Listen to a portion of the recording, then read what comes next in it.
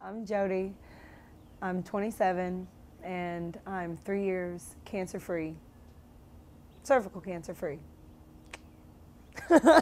I'm Pastor McCleary, and I've had this problem for the last 3 years, and I've learned to accept that it's a part of my life now.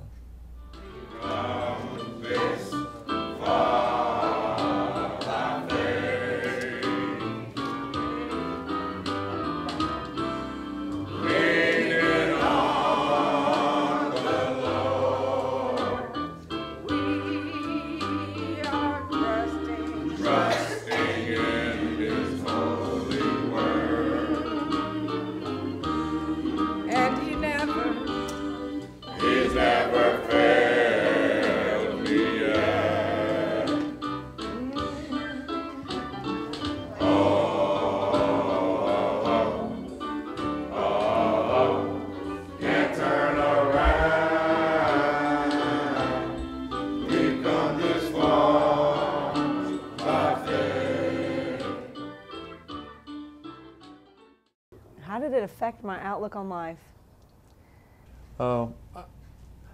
At first, in terms of my outlook, I really didn't know what to expect. I was confused. I was scared, but everything just washed away around me. And in that very moment, all you could think of was, I'm gonna die. But with time, you kind of settle in. If this is the way it is what it is what it is. You have to go on with your life. But it also makes you warm and compassionate and loving, and it gives you a true understanding of life and how fragile life is, and just every second that we have, you know, how precious it is, and that we don't want to waste it. Or at least that's what I took from it. I think that for me, it should be real clear that my faith has been the keynote factor step by step in this whole process. Because it doesn't matter what you believe in spiritually or how you feel about the afterlife. When you get smacked with the big C, you start to think differently. The Lord is my shepherd, I shall not want. He maketh me to lie down in green pastures. He leadeth me beside the still waters. He restoreth my soul. He leadeth me in paths of righteousness for his name's sake. Yea, though I walk through the valley of the shadow of death, I will fear no evil, for thou art with me. Thy rod and thy staff, they comfort me. Thou preparest a table before me in the presence of mine enemies. Thou anointest my head with oil, my cup runneth over.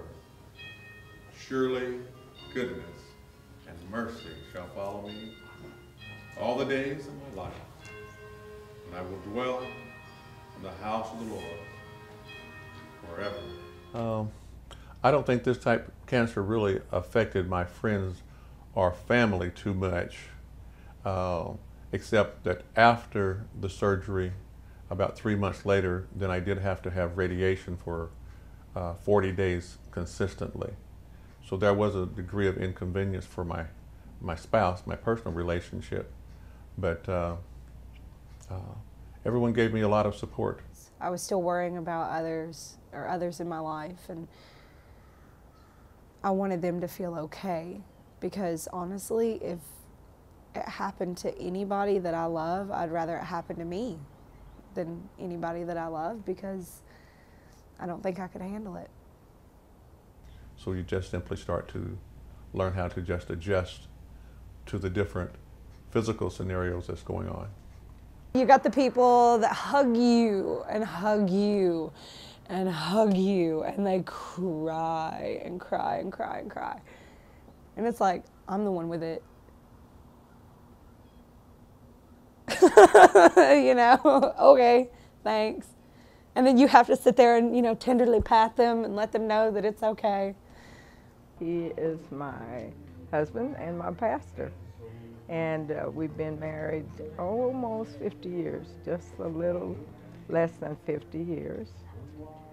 So Pastor McCleary, to me, he's a good person. I think he's an amazing person. He's an inspiration to everybody. The way he opens his heart and his church to help people out, and very blessed that he brought us here today. This is a very beautiful experience. Well, first of all, Pastor is kind of like a grandfather, more or less. And the effect he had on me was he's very caring, and he makes people smile no matter what. Just when he walks through the door, you automatically smile.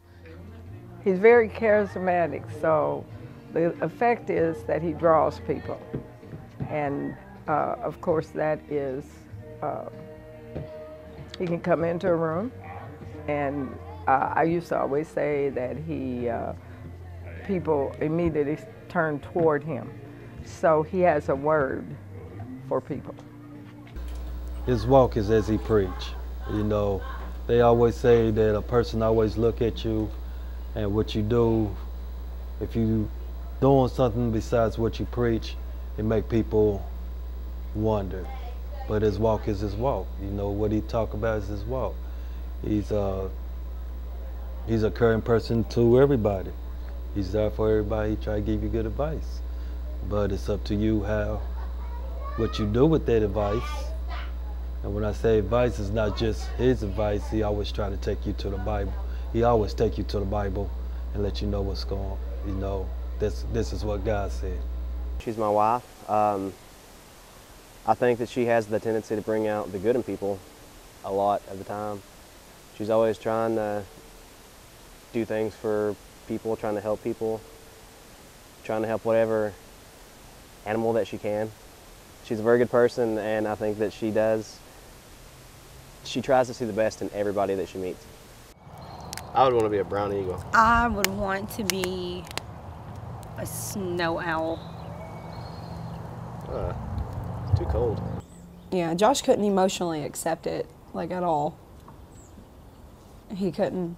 It was really weird. It was really, really weird. He kept trying to, you know, pretend like it didn't exist at all. Definitely talk about it. Don't try to keep it secret. Don't try to pretend that it's not there. I know I was very guilty of that. Honestly, I really didn't know that he had cancer until it was over. You know, it's not like he showed it.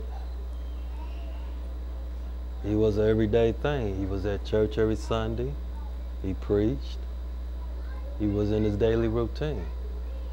So I suppose in this saying this, if God was ready for him to be gone or be taken away with it, however you want to say, with the cancer, because cancer is a so-called daily disease, he would have been gone. But to me, God watched over him as he had the cancer. It's always very sad because, first of all, when you know somebody and then you find out that they might not be around for long, but I'm sure that since he's a man of God, he knows that God has everything under control. I didn't even know he had cancer. It was weird. I just kind of recently found out. But I was happy because my grandmother has cancer and she's still trying to fight it. But I know that I have some hope. Since he beat it, I know that it can be beat. I was at that time kind of distracted because my mother had cancer also. And I really kind of ignored it. It's just a really, really hard thing to deal with, and especially being so young, I never really had to deal with something like that so close to home. I am 68 years old, and I don't worry about dying or pain or suffering. I just simply have learned through the years to accept what is, and you don't try to fight situations that you cannot change. Through the time, he was a brave person. He concentrated on what he needed to do, what circumstances he might have to face, and he put things in order. And of course, praise the Lord, he is now cancer-free. I've heard of some people, they go off and on their year marker, they have a party, they invite everyone, you know, that they love over and stuff like that. But I still haven't coped with surviving yet. Once that the doctor actually came in and said, congratulations, you are cancer-free, it's like we really didn't know what to say. It's like we could finally be a young married couple, because pretty much the first of our entire marriage was her having to go through cancer. So it was probably the best moment in my life, because at that one point in time, it really did feel like we could actually be a young married couple and do all the things that young married couples do, you know. The way I told others about my experience, I just felt like that this was something that every male should know, because it was a complete surprise to me. And prostate cancer is not necessarily something that, it's something that I think that men ought to be concerned about.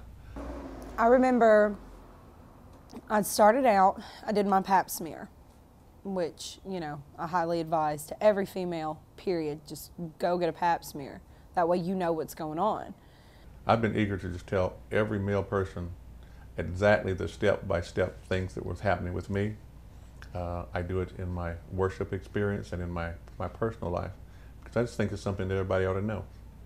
Number one, it was really expensive. So I don't recommend cancer for anyone, just because if you like, you know, eating food and paying your rent, then don't get it, because you will go broke real quick. The treatment that I'm taking now, the after effects was radiation. I had to have that. But the only treatment now is every 6 months back and forth to the doctor and a series of medications. I do have to take medications. You gotta hope for the best. It's because I mean, what else? What else do you have? You know? It's 50-50 chance, no matter who you are and what type of cancer you have. It's all, you know. Stay strong. Constantly tell them that everything is going to be okay. You have to constantly give positive reinforcement. Be sure to be there to listen to what's going on and support. Someone who has a family member that's battling it, just be there for them. If they throw a temper tantrum and they don't want company, don't blame them. If they don't feel like getting up to take a shower, tell them they look great. My advice is now is the hour. Always remember that. Be sure to let your loved one know how important they are. Live for today. Not for tomorrow, not for the next day, not for 10 minutes before they die, or even if they're going to die. Just let them know that you love them ahead of time. Spend time with them, hug them any chance you can. Keep your head up and pray for them and pray for yourself. I really feel that each day is all we have, and you've got to have some kind of purpose for your life. And my life purpose has not changed. Maybe that's the philosophy of a Christian, or the way I think. But you got to put on a happy face. You got to get brave real quick. You got to know that you got to kick its ass.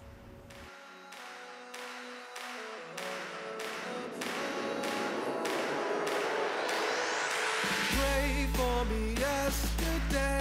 It was all I had, it was all I had. And I'm trying to remember what started in the first place. Pray for us yesterday. It was all we had. It was all we had. And we're trying to save ourselves from dying by our old ways. Pray for me, plagued with sin. Watch me choose it again. Say I'm sorry in turn.